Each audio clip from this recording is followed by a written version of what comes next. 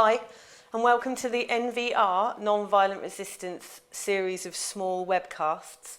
My name is Claire O'Donovan. I'm a family engagement worker and an NVR accredited practitioner. Southampton City Council have asked me to put together this series of short videos to help families who are struggling with challenging behaviours from their children. So welcome back. Thank you for watching, and this section is around shame and guilt and other emotional responses and also our needs. This section, yes, it's relevant for young people and children as well, but actually we all have this. We all feel shame, we all feel guilt, and we all have needs that need to be met. And so hopefully you may be able to recognise this not only in your young people and children, but also maybe in yourself and the other adults around you. When someone's put on the spot, accused of being something negative, every single one of us will have one of these reactions, or more than one of these reactions, initially as a defence mechanism. So if I was to be put on the spot, or if I was to put somebody else on the spot and say you're a thief, your instant reaction is it's an attack in here. It's an attack on who you are. That hurts, and often we will do one of these things. So we'll either lie, I didn't take it, or we'll blame someone else. It wasn't my idea, it was theirs. Or we'll minimise.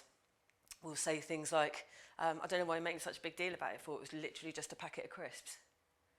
You know, all I took was a packet of crisps, I don't know why you're making a big deal. And this is often one where young people will go and children will go, so just go into rage mode. How dare you accuse me? Yeah. It's a defence mechanism, and it's all about deflection.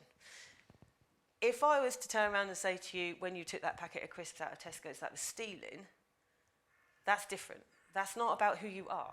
That's about what you've done. That's about saying to you, that behaviour's not all right. You're okay, but what you did, that's not. That's where the NVR comes from. That's what we're trying to get young people and ourselves, actually, to reflect on and to think about. Our behaviour doesn't necessarily have to define who we are. We can still nurture the moral and the right behaviours in our children by challenging their negative behaviours, but we don't need to call them names and we don't need to make them feel bad. You make them feel shamed, they're going to stop listening.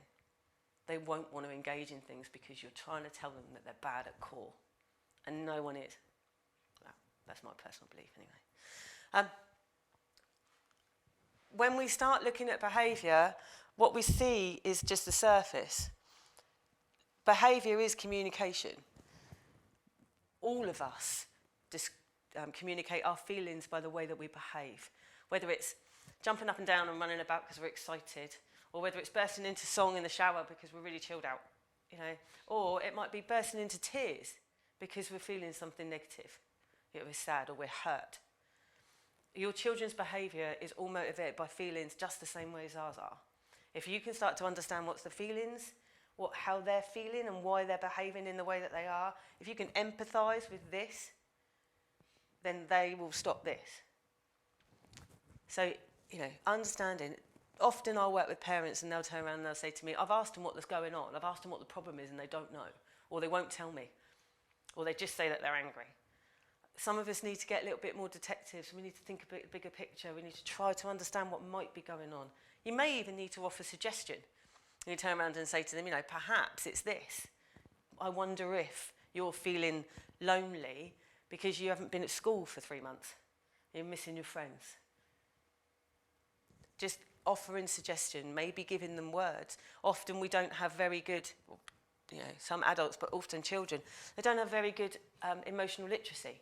They don't know what the word is that describes how they're feeling. They'll often just go with angry. But angry in itself is often motivated by something else. Angry isn't the word that we need to use to define all behaviour or all feeling. Frustration, lonely, hurt, sad, unheard, unloved. These are all emotions that can create an anger response. If you can work out what angry is trying to tell you, then you can deal with that. One of the ways to help understand what their behaviour is trying to say is something called the PACE approach. Be playful about it. Be playful about your understanding. You know, sometimes you can have a laugh with your young people, even if they're really struggling. You know, in groups we talk about different ways of being able to do this. In your family, you will know when you can and can't kind of push the boundaries of whether it be sarcasm or, you know, humour or whatever. But there are different ways to kind of break this seriousness down into something that you can hold and handle. Accept the fact that that's how they feel. It may not be important. It may not be something that you think is a very good feeling for them to have. It may not be something that you think deserves, the trigger may not have been something you think deserves that reaction. However, it is how they feel. And if you don't validate how they feel, they're going to feel unheard and their needs won't be met, and then they're just going to escalate their behaviour. You don't have to agree with them. I don't know, something maybe happened. They've kicked off. Your response to them needs to be something like, I can see that you look frustrated about that. You know, hitting your sister is not a good way to display that frustration. However, I can understand that you're frustrated. At least then they felt heard and valued. Then you can teach them how better to deal with their frustrations. Be curious. It might, like I said just now, it may not be that they can tell you what's going on in their heads or why they're reacting in the way that they are. Work it out. Offer them suggestion. Be curious. Want to understand. Want to help them learn. And finally, empathy. Some children are more empathic than others, but empathy is something that you learn. As a parent, if you empathise with how they're feeling and identify and use words to help them to understand how they're feeling and how to verbalise it, then they are more likely to come to you later on in the future and say, actually, Mum, I feel like this, or Dad, I feel like this, instead of just kicking off. You know, they aren't going to learn the words to use or the way to explain themselves if you don't teach them. So this bit, we've talked about behaviour, and we've talked about the feelings motivating behaviour. The fundamental underpinning line of all of this behaviour stuff, whether you're an adult or a child, is need. We all have needs, and we all need to make sure that we try and get our needs met. It's not just basic needs. It's not just food, warmth, mobile phones, Netflix. It's not just that. We all have needs, and fundamentally, we will seek ways to have these needs met. It might be that it's not a very positive way, because actually what we're reaching out for is some inclusion. If we're not feeling a sense of belonging and love within our friendship groups or within our families, then we may turn to negative people and start hanging out or making choices that put us down a more negative path. These needs, Maslow was a psychologist, and this kind of process of understanding needs of people has been around since the 1950s. Bottom line, basic needs. We all need water, we all need food, warmth, rest, we all need those things. Again, next line up, safety. So we can have all our basic needs met, but if we don't have a safe environment to live in and to be brought up in, then we're not going to find our ways into being able to have a sense of belonging or build up our esteem. If we live in a house where there's inconsistency and we're not sure what we're coming home to, being able to then feel confident enough to move up those levels is not going to happen. So the love and belonging, it's not just about intimate relationships and friendships, it's also about clubs, groups, communities. Some people do churches. We all need a sense of where we belong and identity to form. And as teenagers and children, they're still forming their identity. They haven't really got a clue who they are.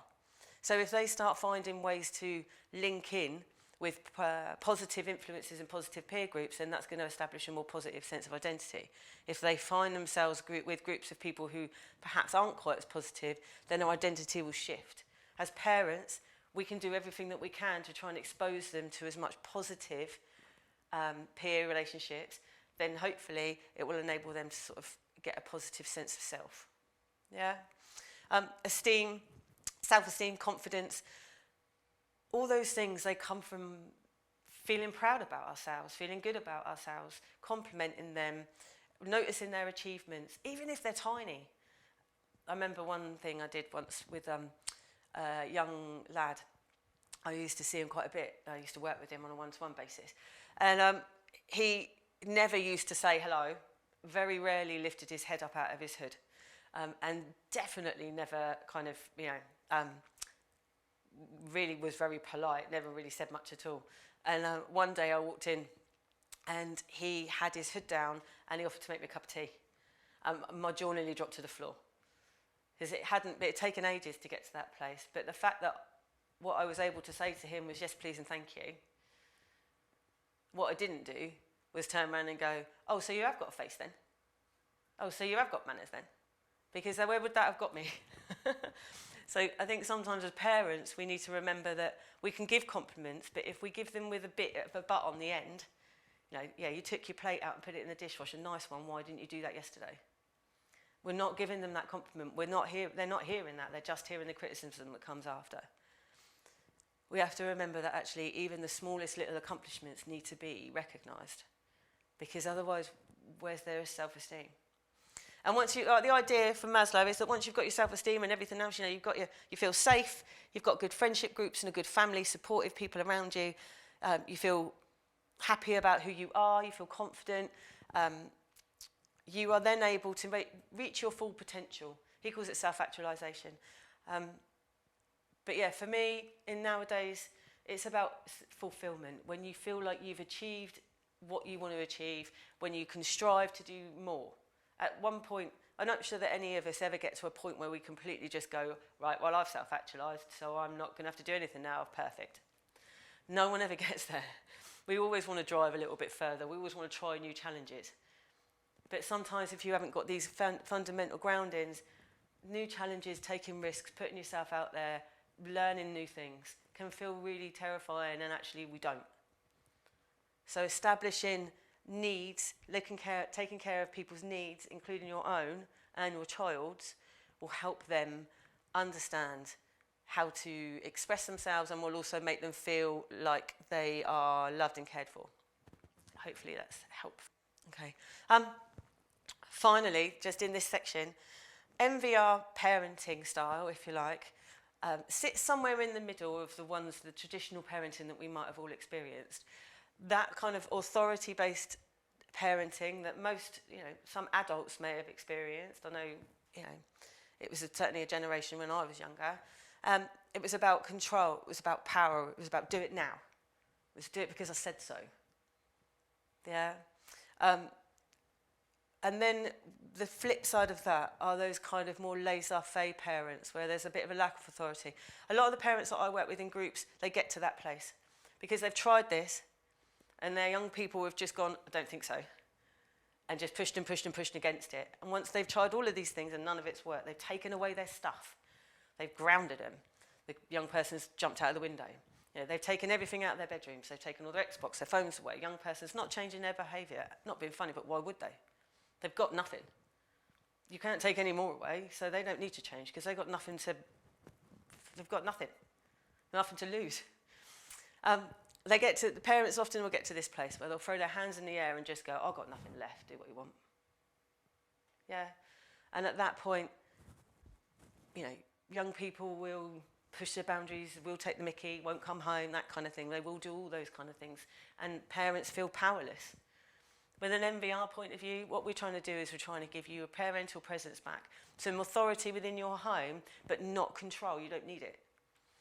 What we're trying to do is help you and your child come to some sort of, have a relationship, influence each other. You want to be the voice of a conscience when your child is in the community.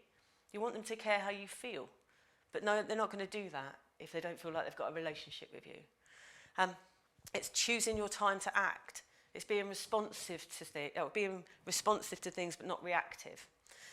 It's also building a resistance to break down the relationship, helping them have some self-control. You show you that you've got some self-control, and you'll help them develop theirs.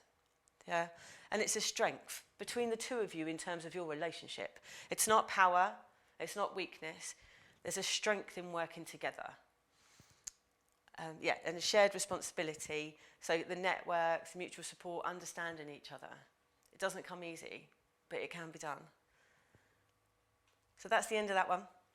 Thank you very much for listening again. I hope that's given you some stuff to think about. Relationship is everything. Even if you don't like their behaviour right now, they need to know that you love them. Thank you very much.